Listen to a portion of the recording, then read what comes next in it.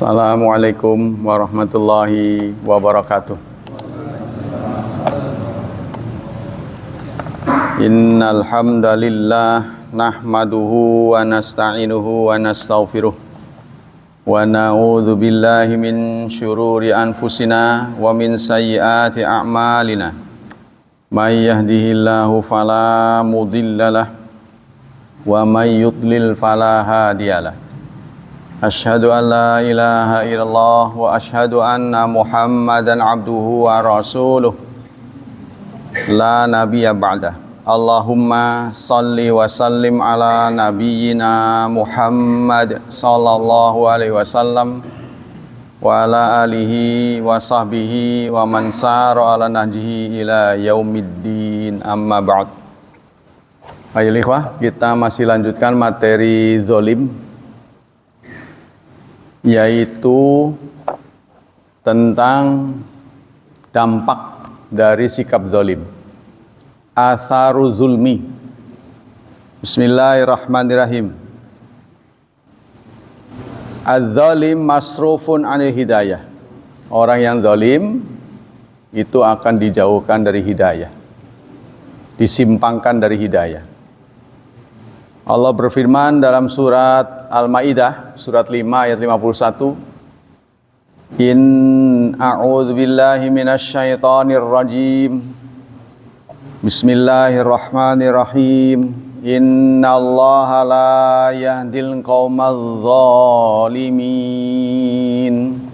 Sungguh Allah tidak akan memberi hidayah kepada kaum yang zalim. Ya, karena orang zalim itu udah ketutup. Yang kedua, az-zalim la yuflihu abadan. Orang yang zalim tidak akan pernah sukses selamanya. Tadi ya, tidak proporsional ya.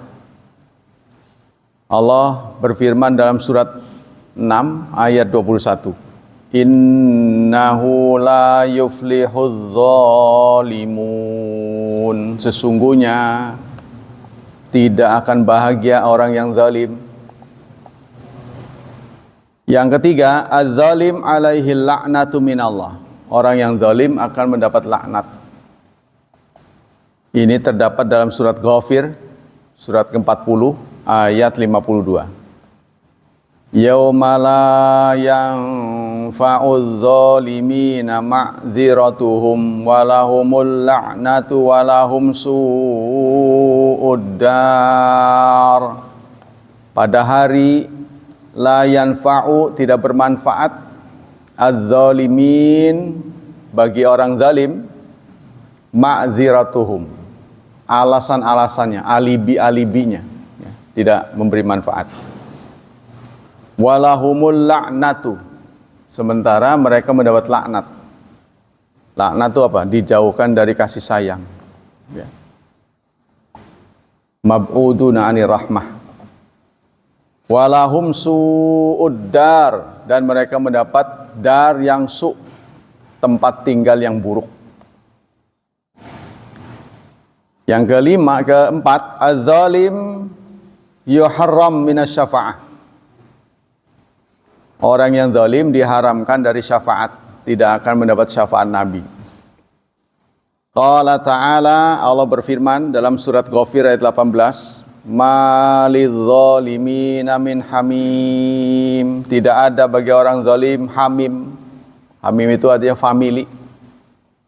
Wala syafi'in, dan orang yang memberi syafaat, yuta'u, yang ditaati.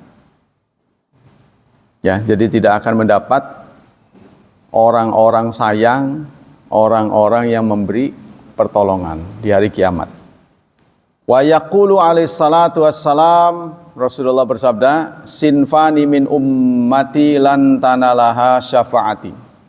Ada dua golongan dari umatku yang tidak akan mendapat syafaatku. Ada dua yang tidak diberi syafaat oleh Allah. Imamun zalum, imam yang zalim, pemimpin yang zalim. Ya, ini pasti akibatnya jauh ya. Dampaknya itu serius. Khosyumun, imam yang zalim, suka ngibulin. Wa kullu ghalin mariq, dan setiap orang yang ngetuk, suka nipu. Ya, jadi orang imam dan orang biasa yang saben harinya hidupnya dipenuhi dengan sifat nipu. Jadi kalau nggak bohong sakit perut.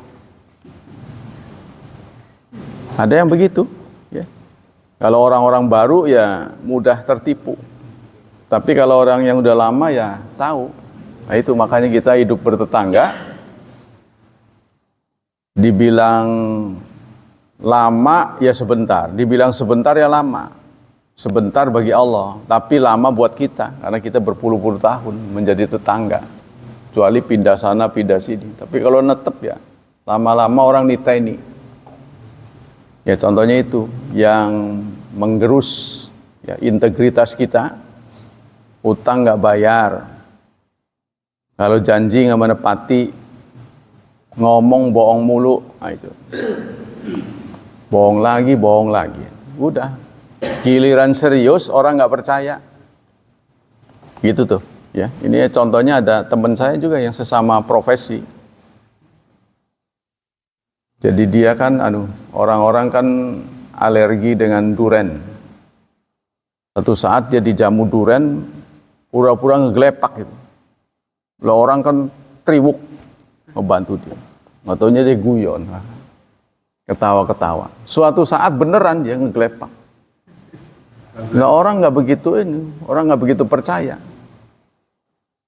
Sakit, saya tengok juga. Sejak itu dia kapok. Kayak saya bilang itu jadi pelajaran. Itu sama-sama guru agama kok begitu amat, saya bilang itu. Kan ngerti mana yang salah, mana yang benar, kok buat bercanda itu. Nah itu ya. Jadi ini terjadi pada siapa saja. Yang kelima, tusibuhu da'watal mazlum wala tukhti'uhu. Akan kena doa orang yang dizalimi. Nah, biasanya yang dizalimi itu orang yang lebih rendah daripada kita. Jarang ada orang yang lebih tinggi kita zalimi. Ada sih ada. Orang yang lebih rendah, contohnya atasan pada bawahan, suami pada istri, pimpinan sama yang dipimpin, bos sama karyawannya, itu biasanya zalim tuh. Biasanya. Tapi ada sekali-kali yang terbalik sih. Rasulullah bersabda, wattaqi da'watal mazlum. Takutlah kepada doa orang yang dizalimi. Ya.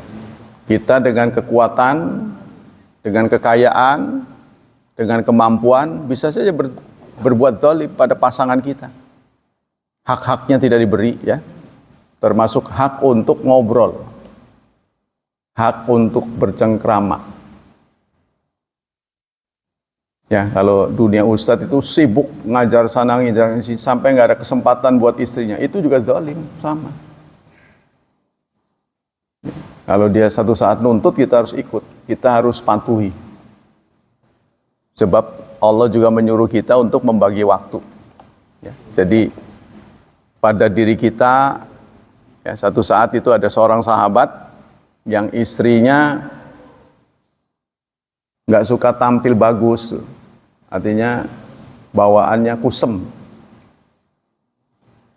sehingga Salman Al-Farisi yang kebetulan menjadi saudaranya negur itu, kok begitu sih? Ya ngapain saya harus bagus tuh, saudaramu tuh, Abu Darda kalau nggak salah, nggak pernah membagi waktu untuk istrinya. Nah, maka dia suatu saat ya nginep di rumah Abu Darda. Ba'da Isya, nggak lama dia udah bangun sholat, padahal belum tidur. Kata Salman, nanti tidur dulu, baru sejam, bangun lagi, terus begitu. Sampai akhirnya tiba di sepertiga malam. Nah, sepertiga malam dia bangun, Salman Al-Farisi, ya diam. Nah, inilah waktu yang tepat. Lalu itu, ya Rasulullah juga memberi nasihat, pada dirimu ada hak pada pasanganmu ada hak, pada dirimu, pada keluargamu, dan pada masyarakatmu. Nah, jadi kita harus membagi, pinter-pinter membagi waktu. Pada Allah juga ada hak. Allah juga tidak membiarkan kita menghabiskan waktu untuk Allah saja. Tidak, ya kan? Malah Allah itu istilahnya loman lah, dermawan. Bukankah kita mengawali sholat dengan takbir? Takbir, ketika kita takbir semua dilarang, ngobrol dilarang, makan dilarang, minum dilarang. Tapi sholat itu kemudian diakhiri dengan salam, tengok kanan dan tengok kiri. Ya. Fa idza qudiyatis shalah fantashiru fil ard wabtaghu min fadlillah wadhkurullaha katsiran la'allakum tuflihun. Apabila sholat sudah selesai, silakanlah bertebaran. Nah, jadi Allah tidak menyuruh kita diam terus, fokus ya untuk Allah saja, tidak gitu. Bertebaran dari muka bumi. Kita membagi waktu. Nah ini ya, jadi kita berkemungkinan zalim kepada orang yang lebih rendah pada kita, dari kita, pada istri kita, pada anak kita. Ya, jadi keberhasilan keluarga itu juga, kalau menurut pengamatan saya, banyak yang gagal. Orang-orang Islam, terutama dai-dai, anaknya nakal. Itu kebanyakan kurang komunikasi, saya melihat. Karena saya survei pada anak-anak murid saya, siapa yang seminggu terakhir bicara dengan orang tua? Mereka iya. Lalu saya kecilkan lagi, siapa yang sebelum berangkat tadi bicara dengan orang tua? Saya, banyak yang ngacung. Siapa orang tua yang Anda maksud? Ibu. Gimana bicara dengan ayah? Memang di mana ayahmu? Di rumah, Pak. Terus jarang bicara. Mungkin kalau dunia kita ini mendengar berita ini, heran itu ya. Tapi di dunia umum, di dunia kebanyakan masyarakat sini Banten, anak itu jarang bicara dengan bapaknya. Nah, karena jarang bicara, jadi yang sering tuh ibu terus. Jadi miring, nggak balancing, timpang, tidak parental istilahnya. Nah, itu yang terjadi tuh begitu. Kenapa kita harus takut kepada doa orang zalim? Fa innahu, maka sesungguhnya laisa bainaha, tidak ada di antara doa orang yang mazlum wa bainallah hijabun, dan antara Allah hijab. Tidak ada dinding antara mazlum dengan Allah. Ya, kejadiannya sudah banyak. Saya lihat pada teman-teman ya. Ada yang ngaku sakit ini, sakit itu, nggak jelas sakitnya. Nah, saya pelajari baik-baik, ternyata dia zalim pada istrinya. Tuh. Zalim pada istrinya. Jadi istrinya gajinya diambil ngangsur karena dia butuh modal. Ya, bukannya untuk usaha, malah untuk nambah pasangan. Lah tuh dongkolnya bukan main. Udah saben bulan kena beban. Nah itu. Sakitnya misterius. Maka saya ngebatin aja, ini akibat dari zalim. Kita harus hati-hati. Ya. Hati-hatinya kenapa? Kalau istri kita sakiti kemudian dia jawab, itu lunas. Nggak ada masalah. Kalau kita kerasin dia keras, gak ada masalah, itu lunas. Tapi yang kita takut justru istri kita solehah. Ketika kita mengucapkan kata-kata kasar yang seharusnya tidak kasar, dia diam, disimpan. Nah, kemudian dia melayangkan surat pada Allah. Ya Allah, zalim sekali suamiku. Nah, dia tadahkan tangan ke langit. Wah, pintu langit terbuka. Kalau sudah pemilik langit dan bumi bicara, oh udah keteteran kita. Lumpuh lah, ngedepok. Ya, sekuat apapun kita. Itu sudah banyak kejadian. Zolim bukan main, pasti kena. Nah, kita makanya harus baik. Ya, cirinya begitu sajalah. Ya, kita harus membagi waktu pada istri. Yang sering kita terjadi itu begini, kebiasaan kita itu sama orang luar mah baik, maksudnya. Kepada orang di dalam ini keluarga jelek. Karena kalau baik sama orang tuh begini, top, markotop. Tapi kalau baik sama keluarga, nggak ada yang ngalem, karena mereka ikhlas. Kita kebanyakan begitu. Nah ini tabiat kita ini harus kita rubah. Gitu. Satu bentuk zalim. Jadi membagi waktu untuk istri, bahkan mendengarkan curhatannya, itu bagian dari ibadah. Walaupun kuping kita panas. Ya kan? Kan bukan pujian. Udah tekor banyak, masih kurang aja gitu. Kan denger tuh nggak enak. Udah, dengerin aja. Jangan jawab.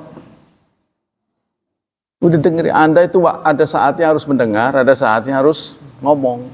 Nah saatnya denger, diomongnya sama ini, diamin aja. Anggaplah itu vitamin. Jamu lah. Kan diminum pahit. Ya, jadi kita dengan pasangan kita kadang-kadang beda pendapat. Tapi kita harus memberikan waktu, ruang pada dia untuk berpikir. Dia manusia loh. Dia manusia bukan binatang. Dan dia punya hak bicara. Dia punya mulut, tidak bisu. Itu. Jadi kalau Anda mau punya istri nggak banyak komen, cari yang bisu. Paling kelihatan urat lehernya aja tuh. Meredang-meredang. Matanya merah. Paling kayak gitu. Habis punya mulut gimana? Nah itu kan. Jadi itu bagian dari kesehatan ngomong. Jadi Anda harus tahu pribadi laki-laki dan pribadi perempuan. Kalau stres, kena tekanan, laki-laki cenderung diam. Kalau perempuan ngomong. Jadi pelarian itu ngomong dia. Nyerocos. Kalau dia diam, sakit dia. Tuh, makanya kalau soal ngobrol, kita setengah jam udah kelenger. Tapi dia ngobrol terus. Kayaknya nggak capek-capek. Karena itu memang sudah didesain oleh Allah begitu. Ngomong. Nah, Anda menerapkan apalagi cadar. Dengan menerapkan cadar artinya zona dia berkurang. Dia nggak bisa bergaul sembarang orang. Sehingga dia lebih sering di rumah. Jadi hanya orang-orang rumah yang diajak bicara. Anda kebetulan pergi. Anak diantar sekolah. Dia nggak punya lawan untuk bicara. Ya kan? Begitu kita datang, dihujani omong-omong. Itu Anda harus wajar. Karena dia udah mampet dari pagi nih.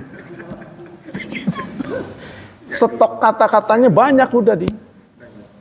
Itu katanya dia punya kemampuan stok ini, perbendaraan kata-kata 3 kali lipat laki-laki dalam sehari. Nah, sementara kalau psikologi kepada istri, nah, kita sampaikan bahwa laki-laki di luar tuh banyak masalah. Kamu tidak tahu. Boleh jadi dia barusan dimarahin sama bos. Ya rekaman itu masih ada. Bos di luar itu kan kejam. Mungkin saudara nggak pernah. Kita yang terbiasa dengan agama itu dengerin suara-suara yang santun, salawat, saling kalau di sana anjing kamu, makan gaji buta. Itu saya dengar sendiri. Ya Allah, kata-kata itu bahkan saya nggak pernah mengatakannya. Tapi di luar itu wajar begitu. Iya, bahasa proyek sih kata. Makan gaji buta, bla bla bla pokoknya. Waduh, serem banget. Saya dengernya aja sampai, aduh ngeri lah. Saya kena sering wawancara sama supir nih, gimana nyaman gak jadi supir, kapan mulai jadi ada supir gitu kan. Gitu. Waduh Pak, kasar bos saya Pak. Kasarnya gimana? Saya pengen tahu sekasar apa. Dia ngomong itu. Suka maki-maki bahasa anjing, maunya tuh udah biasa di telinga saya. Nah itu saudara. Nah jadi kepada istri kita sampaikan, tuh ada seorang dokter juga yang memberi saran, ketika suami datang jangan ditanya 10 menit pertama. Yang terbaik buat seorang istri itu menyediakan minuman, biarkan dia rehat dulu. Sementara dari pihak istri, kepada suami, dia udah stok banyak, mampet. Nggak ada temennya di rumah, ya kan? Jadi kalaupun dia bergaul juga terbatas. Anda harus maklum. Jadi kalau dia ngumbar tuh ngomong, itu dia pelampiasan, harus dengar. Itu kalau nggak sakit, kalau sakit kita yang obatin, yang keluar duit kita. Kan ujung-ujungnya kita juga yang kena beban. Harus ingat begitu. Sejak diserah terimakan kepada kita, sehat dan sakit itu tanggung jawab Anda loh. Jangan mau enak aja. Ya kan? Harus begitu tuh. Tapi banyak yang nggak dengar ya. Nggak dengar, main ini aja, ya akhirnya runtuh. Kalau sudah runtuh, kita buat on the track lagi, butuh waktu yang panjang. Ya harus mendinginkan dulu sakit hatinya, tuh. Ngeberesin itu administrasi, wah hajatan, ngundang-ngundang, biayanya tinggi, ribet. Sebab kita udah start, umur kita pendek saudara, nggak lama. Kita nyekolahin anak, kita punya anak, ya, punya generasi baru, kita sekolahin, cari pendidikan yang bagus, mahal, antar jemput, wah, sampai sengkleh. Nah, semoga di waktu itu kita sudah panen, mestinya udah panen. Ya, artinya sudah berbalik, bukan kita yang memberi, kita yang diberi, mestinya begitu. Tapi kalau Anda belum kesampaian, ya tunggu saatnya. Ya, jadi yang keenam, bidzulmi yartafil amnu. Dengan kezaliman, maka keamanan menjadi hilang, terangkat, jadi tidak aman. Ya, kalau kita zalim pada orang, kita tidak aman.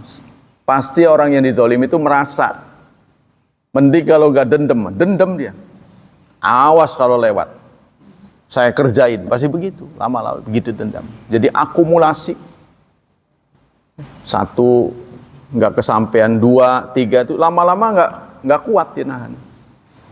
Nah, Allah menyampaikan dalam surat 6 ayat 82. 6:82. Alladzina amanu wa lam yalbisu imanahum bizulmin ulaika lahumul amnu wa hum muhtadun. Kalau di ayat yang 81 ya, ini 82 ini. Petunjuknya 82, 81 atau 82 nih? Ya sekitar itulah. Surat 6 ayat 81 atau 82. Kalau seingat saya 81 nih.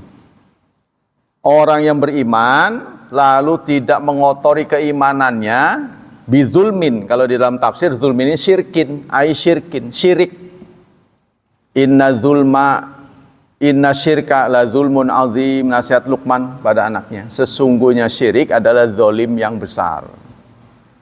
Ya, jadi nggak meleset ya. Syirik juga zalim. Jadi bentuk kezaliman tertinggi itu adalah syirik, menduakan Allah. Karena kita udah tahu Allah sang pencipta. Kita tahu dia yang memberi hidup, dia yang memberi nikmat, tapi kita selingkuh. Menduakan Tuhan. Nah, tidak boleh.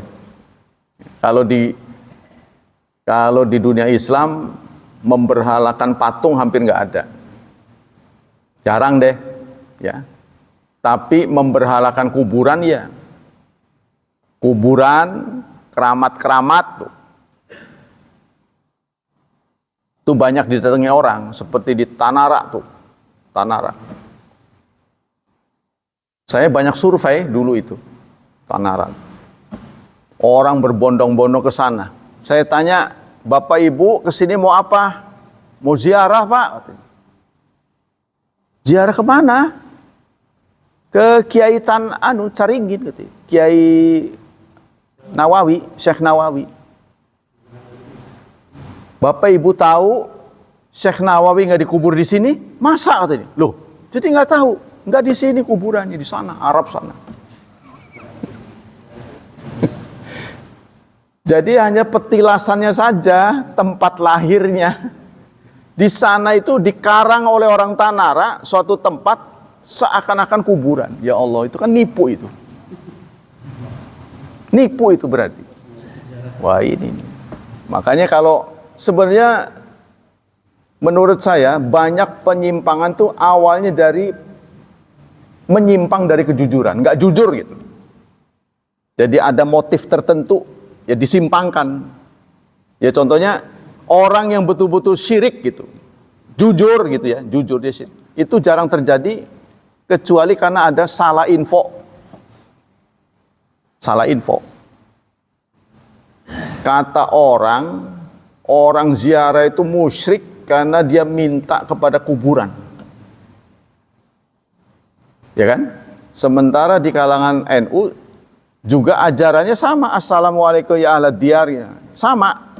Masa iya sih minta kuburan? Jadi saya deketin telinga saya sama orang berdoa gitu. Deketin begitu. Supaya nggak kata orang. Kan kita kata orang dengar sendiri. Kalau ini dengan mata kepala, ini dengan kuping sendiri. Ternyata benar dugaan orang. Mbah, dagang saya lagi sepi nih. Waduh ini nih syirik ini. Syirik. Jadi dugaan orang bahwa kuburan itu jadikan berhala, benar itu. Saya pernah tuh ziarah di Cirebon. Namanya sama kayak saya. Bahkan tidurnya di atas kuburan. Karena nggak kebagian tempat, jadi mau ziarah tuh, antri lah. Waktu subuh tiba, orang yang ziarah ini nggak pada sholat subuh. Ada azan nggak respon dia. Saudara-saudara, ayo kita sholat dulu. Belum ziarah. Ziarah setinggi-tinggi ziarah itu sunnah.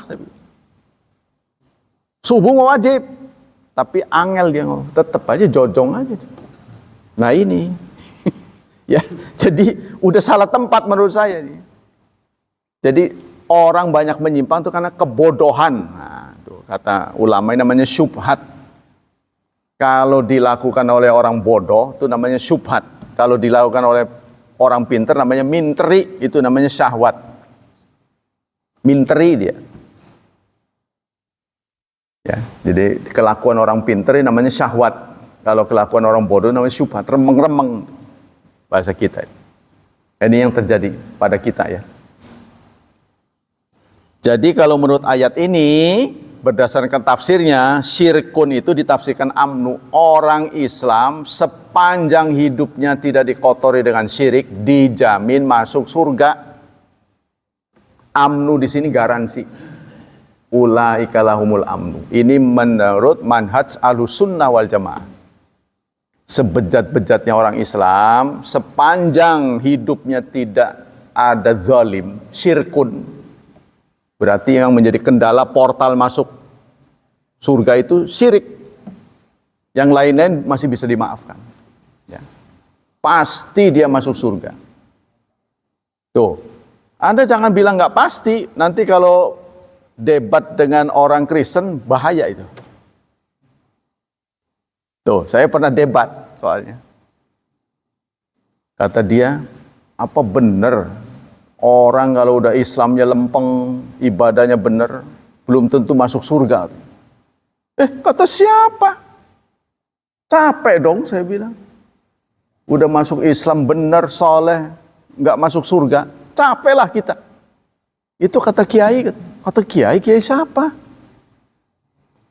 Katanya begini, katanya.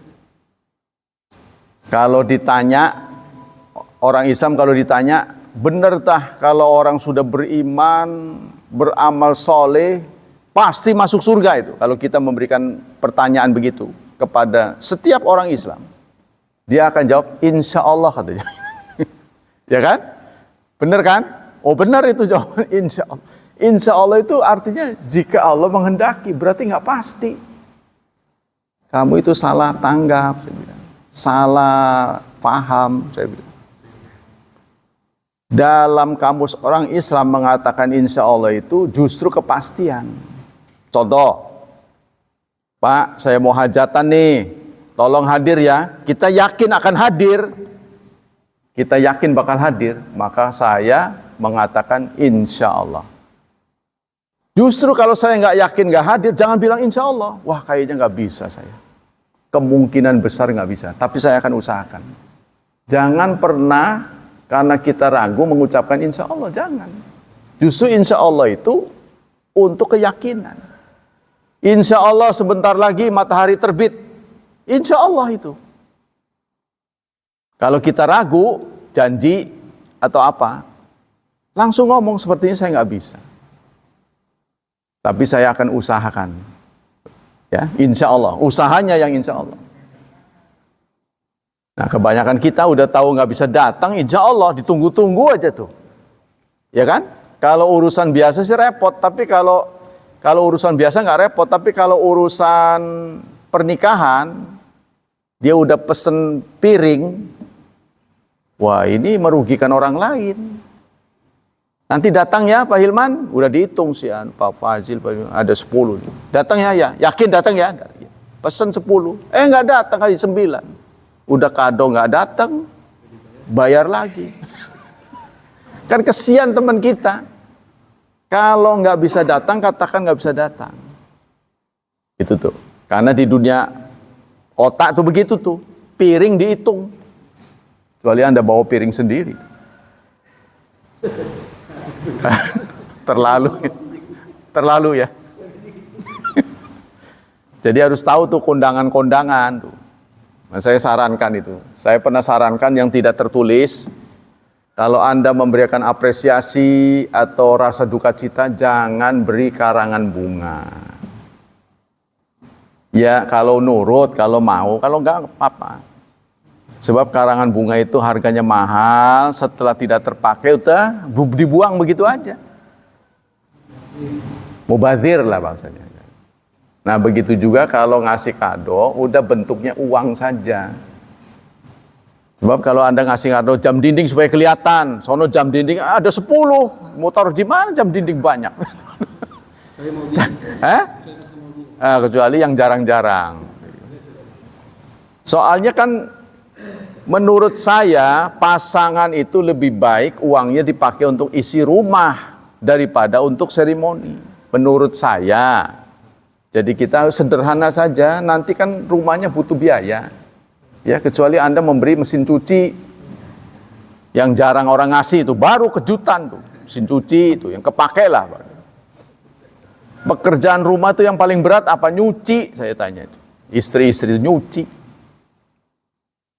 Ya kalau makan kan jarang kan, ya nggak seberapa lah. Tapi kalau nyuci kan terus-terusan, pasti itu. Nah, sampai sekarang nih belum ada mesin setrika. Maksudnya tanpa orang gitu loh.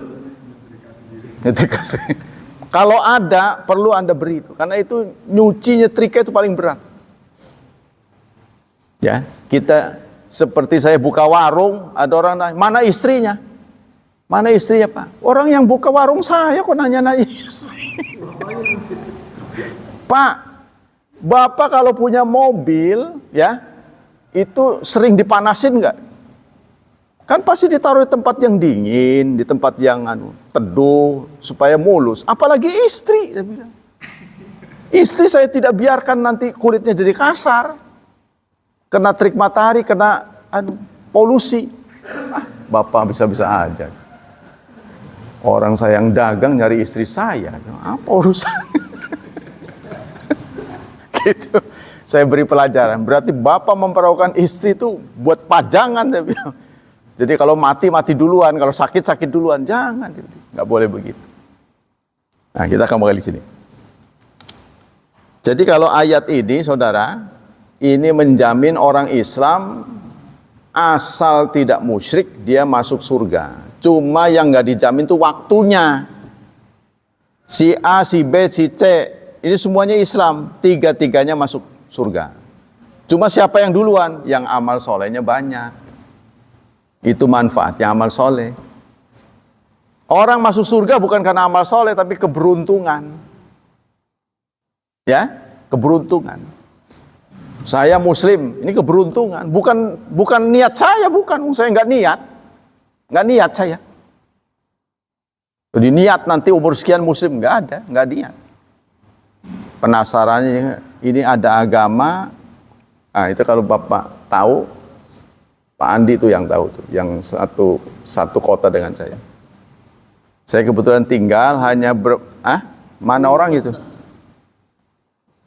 Nggak jauh dari tempat saya berada itu ada kelenteng, kelentengnya besar. Saya suka datang ke sana memperhatikan Tuhan mereka. Tuhan ini kok semuanya serem-serem ini kok. Tapi jenggotnya ini panjang-panjang seperti kita. Wih, nyentrik amat ini. Tapi kok semuanya rata-rata menyeramkan ini. Nggak ada yang ganteng. Semua rata-rata, ikonnya perang aja, pakai tombak, bawa pedang. Nah, rupanya yang dijadikan berhala itu dulunya mujahid-mujahid. Nah, benar keterangan para ahli tauhid ini. Jadi orang yang dituhankan itu rata-rata mujahid-mujahid. Setelah mereka nggak ada, dibuatkan patung itu disembah-sembah karena mereka dulu berjasa. Jadi para pahlawan, seperti kan ada patung Lenin itu kan, ketika Rusia dulu Uni Soviet mau perang, dia tawaf dulu, minta restu. Sekarang udah ditumbangkan, dan banyak lagi lah. Rupanya itu sejarahnya begitu, orang saleh. Tapi yang beda adalah dari hari ke hari pakaiannya ganti. Pakaiannya ganti Pak Irfan. Kadang biru, kadang Saya lalu berpikir yang ngegantiin siapa ya? Tanya saya. Punten Pak, ini pakaiannya ganti-ganti, ini gimana caranya nih? Kamu jangan nanya-nanya. Nah itu, galak banget. Kalau orang sudah galak, ketutup saudara. Maka saya anjurkan saudara, kalau ingin merekrut orang jangan galak. Kita berjenggot, dia orang nggak berjenggot, senyum. Nah, yuk kita main. Gitu. Jangan perangat-perengut. Wah, nggak satu level dengan saya. Jangan begitu, di barcode berbeda mental itu contohnya kan. Jangan begitu, justru kita rekrut. Selama ini ngaji di mana? Gitu. Tanya baik-baik. Kan kita ini marketing. Hal adullukum ala tijarah. Kan kita berdagang ini. Kalau berhasil, pahala kita berganda. Mandala al khair fahuwa kafailihi. Jadi kita harus merekrut orang, ngajinya di mana. Jangan perangat-perengut. Itu kan? Nah, bagaimana ibadahnya, tinggalnya di mana, itu kan kita ajak. Dia nggak mau nggak apa-apa. Ketemu lagi begitu lagi, terus saja. Nanti karena kebaikan kita, ngikut dia. Jadi kesan pertama itu loh, ya kesan pertama itu harus baik. Sebab saya katakan kita udah beda dengan dia tampil. Kita berengosan, dia enggak. Udah takut gitu. Ya kan? Udah takut. Dia udah takut. Jadi simbol-simbol agama ini oleh sementara orang ditakuti. Tapi memberikan memberikan kata orang itu mukjizat. Kalau mukjizat kan bahasa Nabi buat Rasul. Tapi kita itu inayah. Saya kan pernah ngantri. Saya ngantri panjang tuh. Nama saya sebut Ahmad. Kan ini nama yang gak populer. Orang pada gak mau kasih nama Ahmad. Kalau nengok wajahnya kan aneh. Justru itu yang saya cari. Jangankan Anda orang Arab aja bingung. Orang Arab, Masmuk Ahmad. Hah? Ahmad? Emang gak boleh saya kasih nama Ahmad? Mau-mau saya. Kata dia, ceritanya saya ngantri, saya ingin membuktikan bahwa nama-nama yang nuansa agama yang Rasulullah suruh, sabda, itu memberi berkah. Ngantri panjang. Kata orang yang sebelah saya, nggak mungkin kamu dulu, orang saya duluan. Kita uji ya, saya bilang. Kita uji ya. Saya tulis nama saya pakai huruf kapital Ahmad. Nomor urut yang tulis. Tuh. Waktu giliran tiba, saya dipanggil duluan. Marah-marah dia kan. Kepret. Terus saya ngomong pakai bahasa jari kita gak apa ku. Ahmad mah berkah. Isir orang ngandel. Sebenarnya ada sebab musabah saya tulis kuat deh. Lawan iki mah tulisannya kedelang aja kata dia, kata si itu pemanggil itu. Itu berkah, saudara. Jadi sesuatu yang dianggap aneh itu pasti akan menjadi perhatian, ya kan? Kalau kita punya kepandaian terus beda, kan gitu kan? Itu gitu. Jangan kita ngelihat temen milih fakultas apa kita ngikut ke sana. Jangan, kita harus beda yang orang jarang ada, tapi sering dipakai orang. Apa gitu? Contohnya orang-orang kesehatan Anda nuklir gitu kan. Jarang itu yang kan menakutkan tuh kan. Nah, saya bilang ke Al-Inayah itu. Setiap masuk YIN lagi. Saya jebolan YIN nih. Udah terlalu banyak, nanti kalau terlalu banyak kayak saya banyak saingan. Saya bilang. Jangan, ya, lain aja. Nah, Anda yang akhwat kalau bisa yang teknik. Kan laki-laki biasanya teknik, perempuan biasanya guru, kan? Jangan, itu tradisi itu, harus beda. Anda teknik, laki-laki perawat. Perempuan, kebalik. Ya kan perawat perempuan, laki-laki ketemu perempuan lagi. Tolong perawat laki-laki. Teknik perempuan. Ini dunia kebalik. Pasti itu akan unggul. Nah, kita kembali sini. Jadi kenapa itulah sebabnya kita berdoa, Rabbana atina fid dunya hasanah wa fil akhirati wa qina adzabannar. Hindarkan kami dari neraka, tapi tidak disebut masukkan ke surga. Ya kan? Rabbana ya Rabb kami, beri kebaikan di dunia, kebaikan akhirat, hindarkan dari neraka. Nggak ada kata-kata masukkan ke surga. Karena itu sudah include. Tuh namanya itu. Orang kalau dihindarkan dari neraka ya masuk ke surga. Itu nggak usah ngomong itu mah, gitu kan. Sama dengan Daud Az-Zahiri berpendapat tidak boleh mengencingi air tergenang, tapi ngising mah boleh. Karena dia melihat hadis, la yabulanna ahadukum fil ma'i raqid. Jangan sekali-kali salah seorang di antara kalian mengencingi air tergenang. Hadisnya begitu. Karena hadisnya menjelaskan kencing, berarti buang air besar boleh. Padahal setiap buang air besar pasti kencing. Ya kan?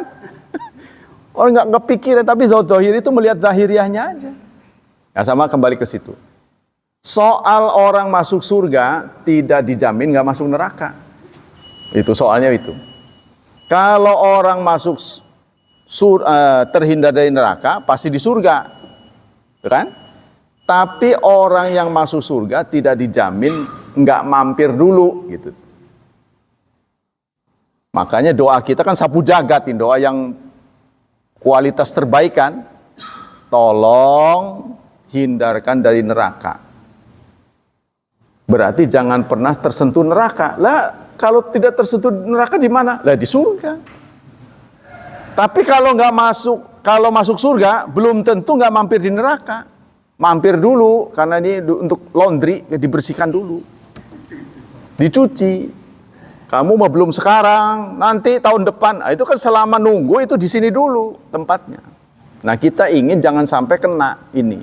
Berarti di surga sejak awal. Ya, tapi amal kita sering nggak sesuai kan? Kalau sahabat-sahabat sekedar untuk menghindari pertanyaan dalam hisab, mereka pengennya mati syahid. Tapi mati syahid itu kan nggak bisa setiap saat. Kemarin ada kesempatan COVID, orang pada takut. COVID itu kalau kita ikhlas, matinya syahid. Insya Allah, kita nggak bisa memastikan. Tapi orang yang tewas karena ingat Allah, seperti sakit perut, lagi belajar, itu syahid akhirat. Tapi kita begitu ada kesempatan lari semua kan, wa huwa kurhul lakum. Semuanya nggak mau. Kemudian apalagi dampak dari zalim? Az-zulmu sababun lil bala wal iqab. Zalim menjadi sebab bala, musibah dan siksaan. Allah berfirman dalam surat Al-Hajj, surat ke-22 ayat 45. Wa ka'ayyim min qaryatin ahlaknaha wa hiya zalimatun fahiya khawiyatun ala urushiha wa bi'rim mu'attalati wa qasrim masyid. Banyak negeri-negeri yang sudah kami hancurkan. Jadi kita diminta untuk belajar masa lalu, mengevaluasi sejarah. Ya, tolong dievaluasi kenapa negeri-negeri dihancurkan oleh Allah. Wa ya zalimatun, karena zalim. Nah ini, zalim ini menyebabkan hancur. Ya sama dengan kita, diberi waktu oleh Allah, disia-siakan. Yang paling berharga pada kita ini waktu,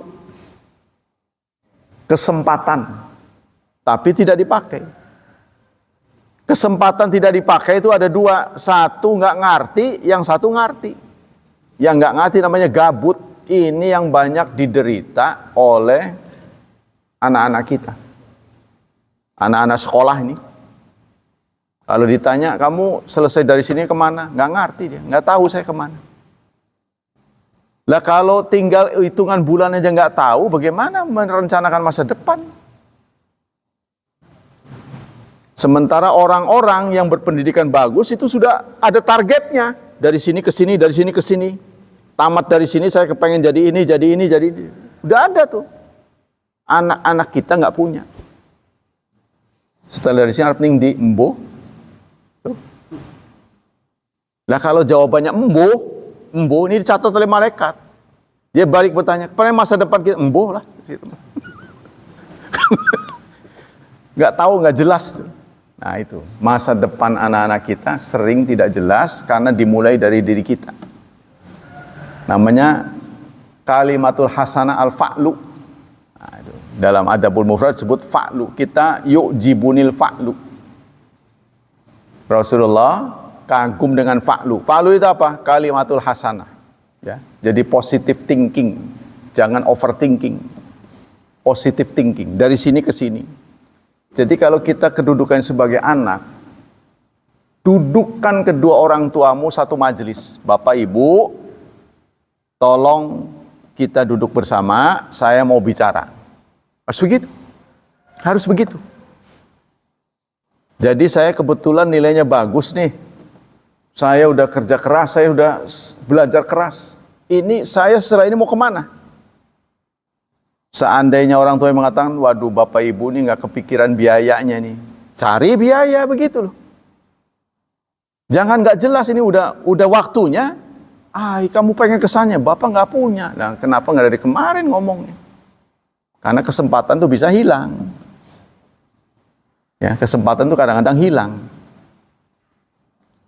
Wa qala ta'ala, begitu juga Allah berfirman dalam surat Hud ayat 102, surat 11 ayat 102. Wa kadzalika akhdhu rabbika idza akhadzal qura.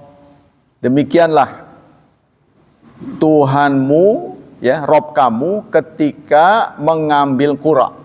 Akhadzal qura artinya menyiksa, ya, menghukum suatu negeri.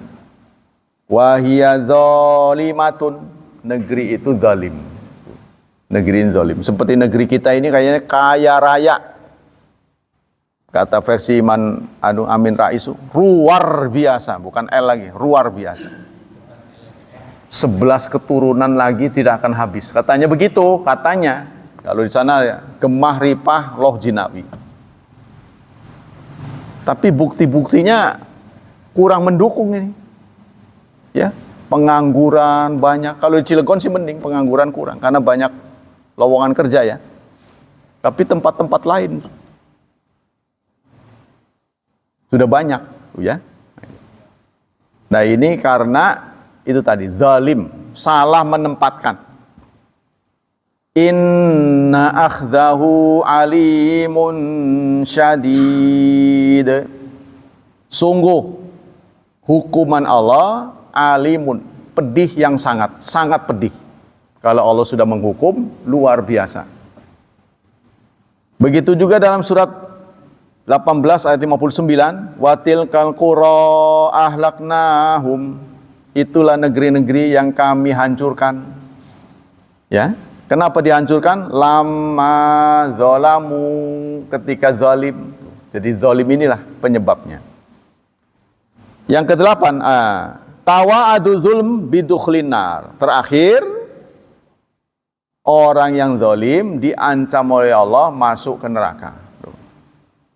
An Khawla al-Ansariyah radhiyallahu anha qalat sami'tun nabiyya sallallahu alaihi wasallam yaqul, aku mendengar Nabi bersabda, inna rijalan yatakhawaduna fi malillah bighairi haq. Ada beberapa laki-laki ya yang mengurusi malullah, malnya Allah, mengurusi hartanya Allah, tapi dia tidak berhak. Ya mungkin menyalahgunakan wewenang tentang harta. Falahumun nar yaumal qiyamah, maka mereka akan mendapat neraka di hari kiamat.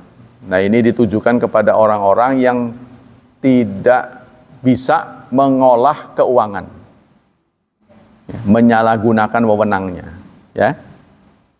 Qala Ibnu Hajar yatakhawadun bil mu'jamatain, kata Ibnu Hajar yatakhawadun dengan 2 titik, kha dan dot, fi malillah bi ghairi haq ayatasarrafun, yatasarruf, mentasarufkan harta Allah di luar seharusnya, disimpangkan ya. Fi malil muslimin bil batil, pada harta kaum muslimin dengan cara yang batil. Sekarang macam-macam zalim. Zalim ada 3. Az-zulmu salasatun. Al-awal zulmu bainal insan wa bainallah. Zalim seseorang kepada Allah. Ya. Wa a'zamuhul kufru. Zalim kepada Allah yang paling besar adalah syirkun, kufru. Allah menyatakan dalam surat 31, surat Luqman ya, ayat 13. Inna syirka la zulmun azim. Sungguh syirik, ya, sesungguhnya syirik, lanya itu juga sungguh lagi, sungguh zalim yang besar. Syirik itu sungguh zalim yang besar. Banyak lagi. Kemudian yang kedua, zulmu bainahu wa bainan nas. Zalim kepada sesama. Kita dengan teman, ya, kita dengan sesama manusia. Dalam surat Asy-Syura, surat Asy-Syura benar ya. Asy-Syura ayat 40. Allah berfirman, wa jazaa'u sayyi'atin sayyi'atum mithluha. Surat Asy-Syura surat 42 ayat 40. Ini yang patut dicatat dalam ayat ini, membalas keburukan adalah keburukan. Membalas keburukan adalah keburukan. Orang buruk pada kita, ya, menyakitkan kita, kita sakiti dia, kita balas. Itu adalah keburukan. Mestinya gimana? Keburukan dibalas dengan kebaikan. Mestinya begitu. Kan ini angel, ya. Orang menyakiti kita, tak sakiti lagi, pasti kita kan pasti pengennya begitu, tak balas. Ini kita nggak balas, ya. Kita justru memperlakukan dengan baik. Ini yang mendapat pahala luar biasa, ya. Wa ma yulaqqaha illal ladzina sabaru. Tidak ada yang bisa melakukan ini kecuali orang sabar. Wa ma yulaqqaha illa dzu hazzin azim. Dan tidak ada yang bisa mencapai begini kecuali orang yang punya bagian besar, saham besar. Pahalanya gede banget. Karena emosi kita kan pengennya ngebales tuh, dendam, ya. Manusia itu adalah makhluk pendendam. Kalau pada katanya, pada binatang itu ada pada burung gagak katanya. Menurut penelitian, burung gagak. Jadi kalau diperlakukan temannya begitu, dia akan balas, dititeni. Sementara orang mengatakan katanya ular. Ular kalau mematuk, ya, kita bunuh, oh, dia pasti merekam itu, katanya begitu. Tapi ternyata menurut penelitian enggak. Katanya ada pada burung gagak. Saya nggak tahu tuh. Nah, kita kembali ke sini. Menurut ayat ini, ya, kita harus membalas keburukan dengan kebaikan. Jadi kalau kita orang buruk kita balas dengan buruk, adalah keburukan. Ya, contohnya ada tamu Yahudi berkunjung ke rumah Nabi. Dia plesetin assalamualaikum dengan lamnya nggak ada. Assalamualaikum. Kalau bahasa Jakarta kan mampus loh, gitu kan. Asam itu kan racun. Salam itu damai. Jadi lamnya nggak ada, nggak ketara. Assalam kan artinya assalam. Tapi dia assalamualaikum, kelihatannya kan ada lamnya itu. Padahal tidak ada. Tapi artinya berbeda. Kalau salam damai, selamat untuk Anda. Kalau sam, tidak selamat artinya. Kalau bahasa Betawi begitu. Oleh Rasulullah tidak dijawab dengan keburukan. Ya, beliau menyebutnya wa'alaikum. Samnya nggak disebut. Yang buruk kan samnya nggak disebut. Tapi Aisyah, wa'alaikumussalam wa la'natullah wa ghadabuh. Wakil jawab, emang perempuan begitu. Ya Aisyah, Aisyah jangan begitulah.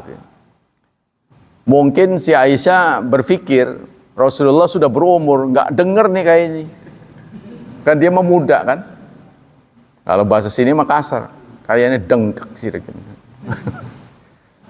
Saya tahu, saya dengar yang dia ucapkan, saya dengar. Tapi kita tidak boleh membalas, ya, dengan yang sama. Kalau dia berbuat jahat, kita berbuat jahat, terus apa bedanya Anda dengan dia? Tuh. Tidak boleh mengikut menyakiti. Itu yang bagus. Ada waktu ya. Nah itulah. Yang ketiga dulu ya, kagol. Zulmun bainahu wa baina nafsi. Jadi tadi zalim kepada Allah, zalim kepada sesama, sekarang zalim pada diri kita sendiri. Ya.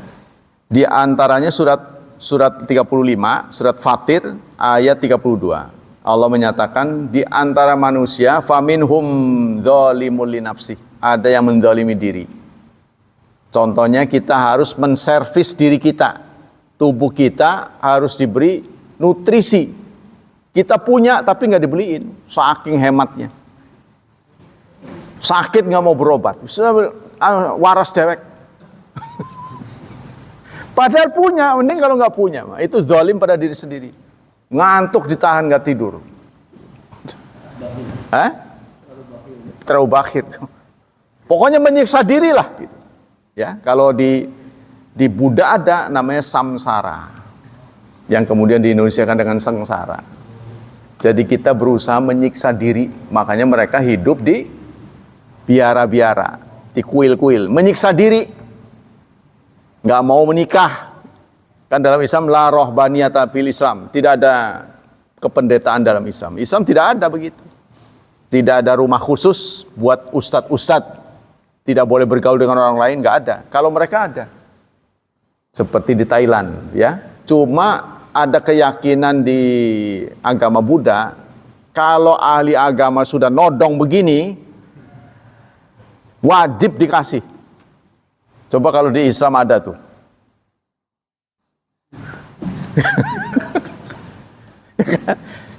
Makanya setiap dia mampir ke rumah itu, nggak ada rumah yang maaf ya, nggak ada, pasti dia ngasih, entah beras, entah minyak, itu. Dan ini nggak langsung dimakan, dikumpulin di kuil. Suatu saat Thailand menghadapi krisis, Indonesia kan sampai ngutang tuh, ya kan, dengan apa, IMF ya. Nah, biara mengeluarkan hasil sedekah untuk bantu negara, sehingga Thailand nggak sempat pinjam ke IMF. Begitu negara yang sudah stabil, pengen dikembaliin, pendetanya ngomong nggak usah. Ini kewajiban kami kepada negara. Waduh, itu sangat bagus sekali. Indonesia sempat ngutang ke IMF, yang kita menderita dulu tuh. Nah itulah sisi baik dari mereka begitu. Ya, tapi sayang tuh keimanannya ya begitu itu. Demikianlah hadirin, hafizani hafizakumullah. Semoga Allah melimpahkan pahala yang berlipat untuk kita. Semoga Allah tetap menjaga dan melindungi kita dari wabah dan fitnah, dari syubhat dan syahwat. Dan semoga Allah memudahkan hidup anak-anak kita, memberkahi mereka, mentakdirkan mereka menjadi hambanya yang salih dan salihat. Subhanakallah wa bihamdika asyhadu an la ilaha illa anta astaghfiruka wa atubu ilaik. Wassalamualaikum warahmatullahi wabarakatuh.